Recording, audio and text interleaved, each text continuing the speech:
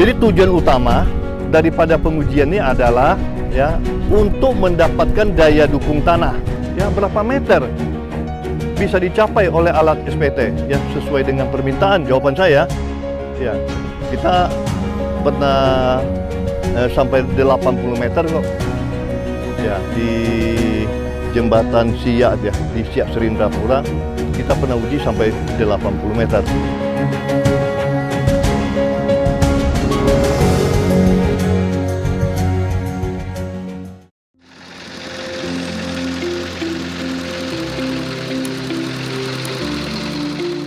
Bismillahirrahmanirrahim. Assalamualaikum warahmatullahi wabarakatuh. Waalaikumsalam warahmatullahi wabarakatuh. Ya, semangat mahasiswa.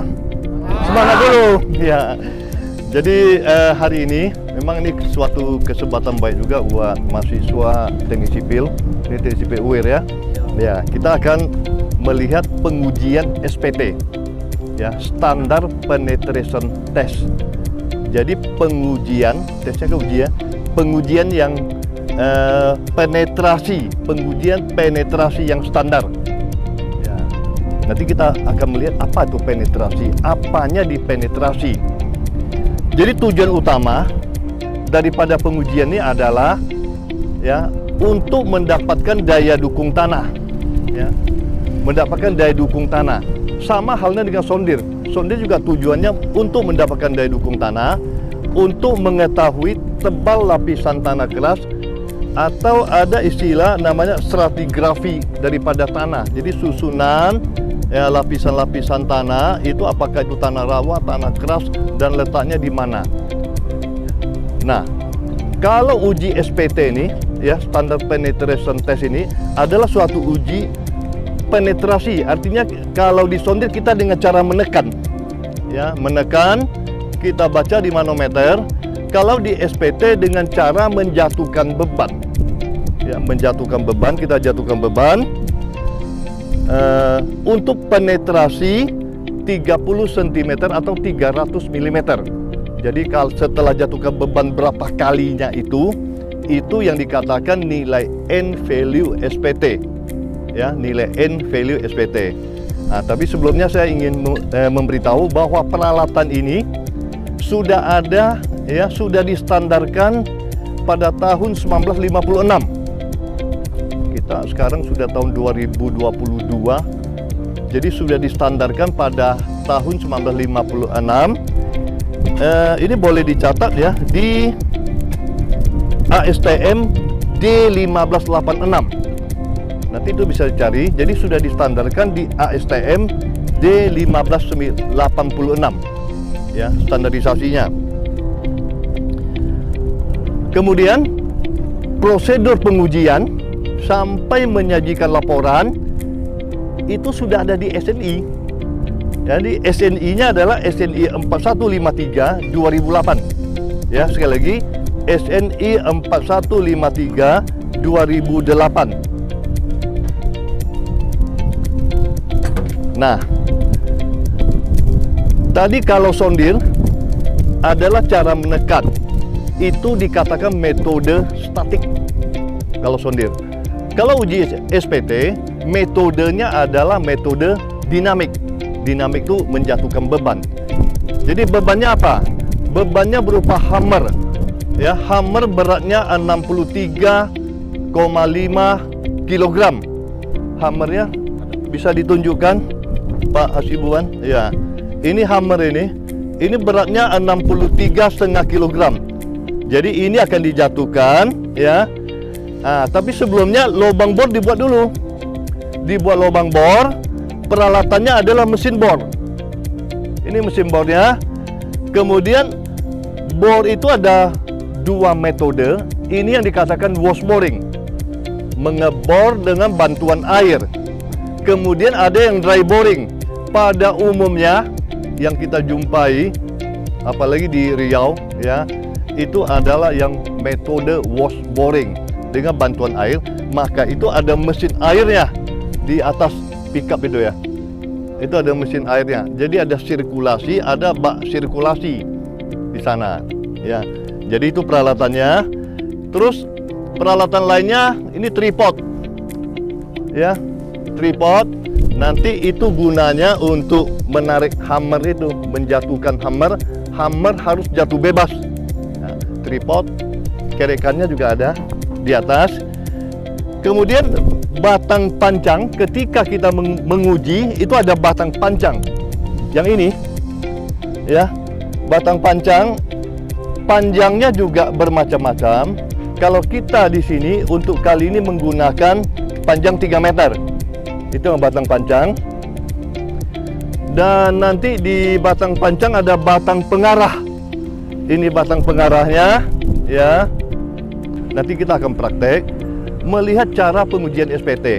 Jadi yang batang pengarah ini, yang di bawahnya kan ada pertebalan itu, ya. Itu namanya infill, tempat kedudukan daripada hammer. Jadi hammer jatuh disambut, nanti disambut itu. Nah, itulah dia jatuh. Nah, nanti di ujung pengujian, di ujung batang pancang dipasang split spoon atau tabung belah. Itu yang tabung belah, dia tabung, sekarang dibuka, belah. Dan ujung tabung belah itu ada lubang. Ketika penetrasi 300 mm, tanah akan masuk ke dalam. Ya, tanah akan masuk ke dalam. Kita sekalian mengambil tanah, sampel tanah. Itu yang dikatakan sampel tanah terganggu atau disturb sampel.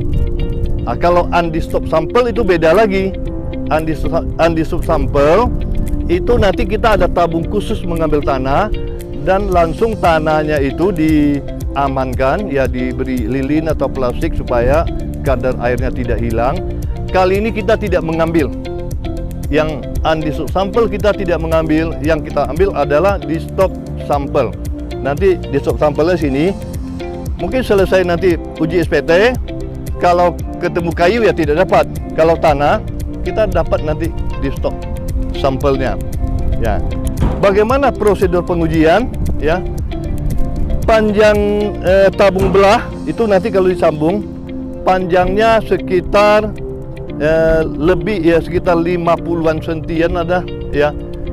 Dan akan dipukul adalah 450 mili atau 45 cm. Nanti di batang pancang kita bagi jadi 3 bahagian, masing-masing 150 mili atau 15 cm. Jadi 15 cm kita pukul, pukulan pertama itu berapa kali pukulan? Kalau misalkan 3 kali pukulan sudah masuk 15 cm pertama, itu dikatakan, kalau kita katakan N1, ada yang mengatakan mulai dari N0, N1 dan N2. Nah, nanti N1 dan N2 ditambahkan itu jumlahnya 300 mili. Itu berapa kali pukulan? N1 itu dicatat tapi tidak diperhitungkan, tidak dijumlahkan. Nah, 15 cm kedua, 15 cm ketiga, itu adalah N1, N2, N3, atau boleh juga N0, N1, dan N2.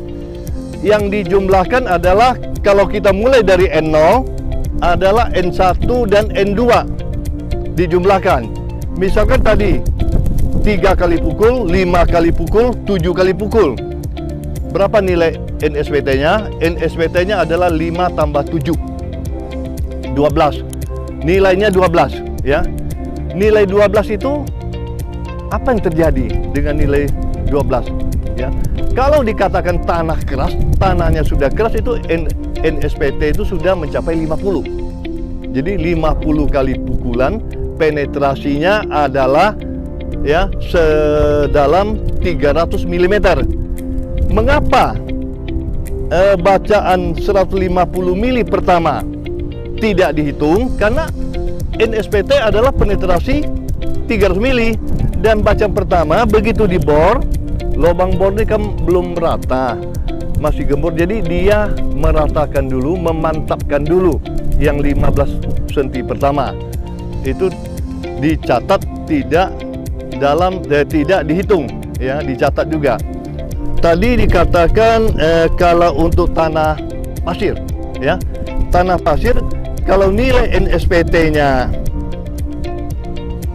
sama dengan 4 atau kecil sama dengan 4, berarti 4 kali pukul sudah mencapai penetrasi 300 mili. Itu dikatakan tanah sangat lepas, ya.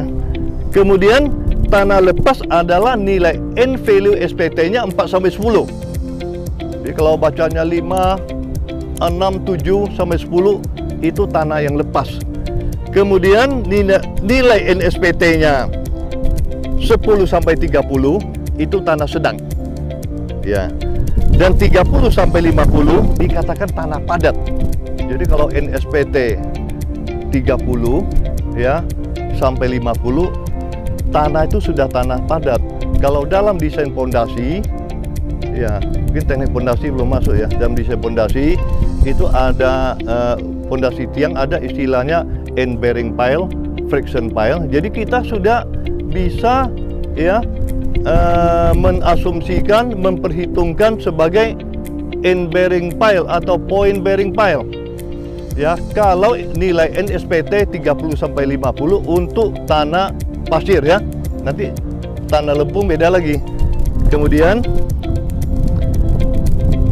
untuk tanah sangat padat itu nilai NSPT-nya sama atau lebih besar 50. Nanti kita akan mencatat nilai NSPT di sini ya. Catatan kita sampai lebih dari 60. Ya, di dalam teori itu 50 atau lebih itu sudah dikatakan tanah yang sangat padat. Beda sama tanah kohesif. Untuk lempung. Lempung itu dia bukan padat, keras istilahnya. Kalau pasir lepas, padat ya. Kalau lempung, lunak, keras. Nah, N30 udah masuk tanah keras. Jadi lempung itu tidak ada yang melebihi N-nya melebihi 30 untuk tanah lempung atau tanah clay. Ya. Kemudian untuk apa? Kan ada sondir. Mengapa di SPT? Ya. Nah, saya ceritakan sedikit kasusnya. Ya, kenapa? Ya, sekarang kita mengadakan tes SPT di sini. Ini lahan untuk 3 rumah. Ya, satu coupling rumah itu 12 kali 27 meter. Jadi ini sekarang di centerland-nya 3 rumah, di tengah-tengah 3 rumah 3 kali 12 36 kali 27 meter. Jadi ada 3 rumah tempat tinggal, ada yang 2 lantai, ada sebagian 3 lantai, kita di tengah-tengahnya. Dan lahan ini sudah pernah disondir. Sudah disondir dengan sondir yang 5 ton. Ya, sondir 5 ton. 6 titik sondir sudah kita lakukan. Kalau sudah dilakukan, kenapa uji SPT? Jadi masalahnya gini, kita uji sondir, kedalaman 16 meter sudah ditemukan QC 320. Kalau praktikum paling 150 berhenti. Ya, berturut-turut 3 kali berhenti. Itu referensi yang sangat tua. Itu turun temurun pada mungkin tahun 70-an, 80-an nggak pernah diperbarui. Harusnya itu tidak boleh dipakai lagi. Ya, setelah QC 150 bisa jadi QC-nya tinggal 10. Jadi ini buktinya, kita bisa mendapatkan QC 320 ya untuk ke 6 titiknya dengan alat sondir yang 5 ton, yang engkolnya 2. Kalau di kampus yang 2,5 ton, engkolnya sebelah. Ya, itu yang 2,5 ton.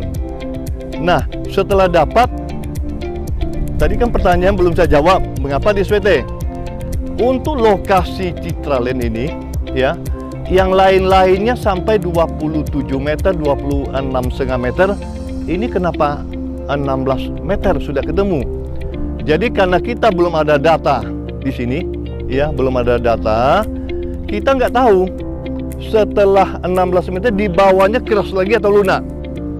Alat sondir sudah tidak memungkinkan lagi. Ya, 300-an kalau dipaksa ya rantainya putus atau as sondir itu patah. Nah, sudah tidak memungkinkan kan? Nah, maka itu kita bor. Kalau SPT karena dibor sesuai dengan kehendak kita. Ya. Ini kita mengkehendaki 30 meter. Kita ingin melihat di bawah 16 meter itu apa yang terjadi. Ya. Tanah sudah bagus atau lunak lagi. Ya, kalau dia tuh lunak lagi, tanah yang bagusnya di mana? Kedalaman berapa? Kalau begitu timbul pertanyaan, ya, berapa meter bisa dicapai oleh alat SPT? Ya, sesuai dengan permintaan. Jawaban saya, ya, kita pernah sampai 80 meter kok. Ya, di jembatan Siak itu 2 tahun yang lewat ya, di Siak Serindrapura kita pernah uji sampai 80 meter. Kalau ini 30 meter cukup karena untuk rumah tempat tinggal.